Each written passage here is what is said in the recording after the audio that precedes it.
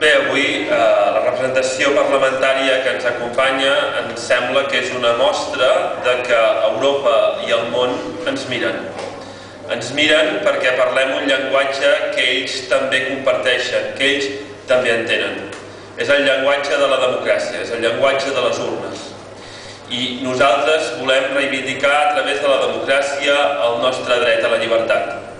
De fet, durant segles, durant masses segles, les fronteres sempre s'han definit amb criteris no democràtics. Ara, en època contemporània, al llarg dels dos darrers segles, cada vegada més qüestions es decideixen democràticament. Però la decisió democràtica sobre les fronteres imposades no sempre s'ha pogut aconseguir. Nosaltres volem portar més democràcia a Europa. Nosaltres som encara més demòcrates. Nosaltres encara volem decidir, fins i tot les fronteres, per la via democràtica. Estem segurs que Europa ens mira també perquè veu en el nostre país un moviment sense precedents.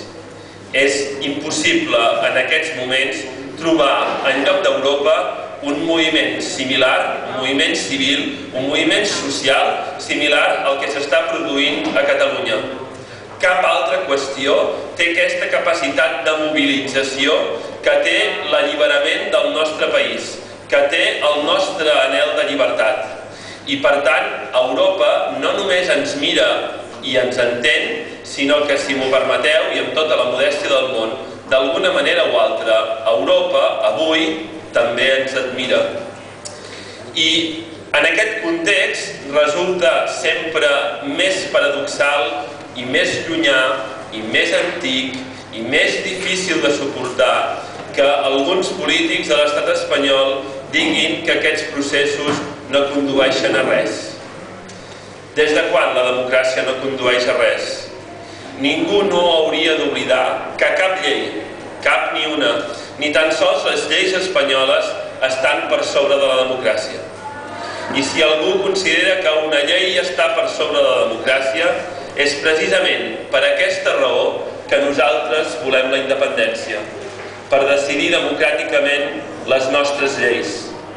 El nostre moviment, avui, aquí a Catalunya, és acompanyat per aquesta representació del Parlament Europeu.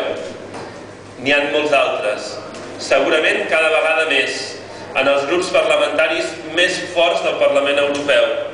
I per tant estem segurs que probablement en el moment decisiu, en el moment en què convoquem un referèndum en el conjunt del nostre país i que esperem guanyar-lo, estarem gairebé sols, com no pot ser d'altra manera. Però també estem segurs que Europa no ens hi posarà traves, que Europa ens deixarà fer, com ha deixat fer a tants altres països abans que nosaltres. Més de la meitat dels estats que formen part d'Europa en aquest moment han assolit la independència al llarg del darrer segle. Qui d'ells ens pot negar a nosaltres el mateix dret que ells han exercit per poder decidir sobre allò que nosaltres fem?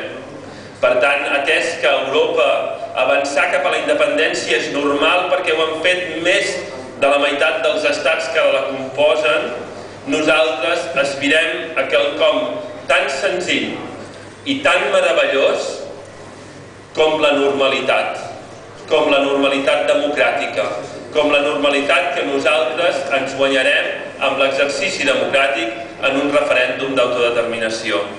I ara, a continuació, primer us ha parlat de la Jill Evans, la cap del nostre grup parlamentari en el Parlament Europeu, i ara ens parlaran els nostres col·legues de la NBA, de la nova aliança flamenca, la Frida Bripuls, i de la Scottish National Party, i d'Aralar, que és el nostre soci en la coalició de les eleccions europees i que sabeu que també serà el nostre diputat en el Parlament Europeu. Us deixo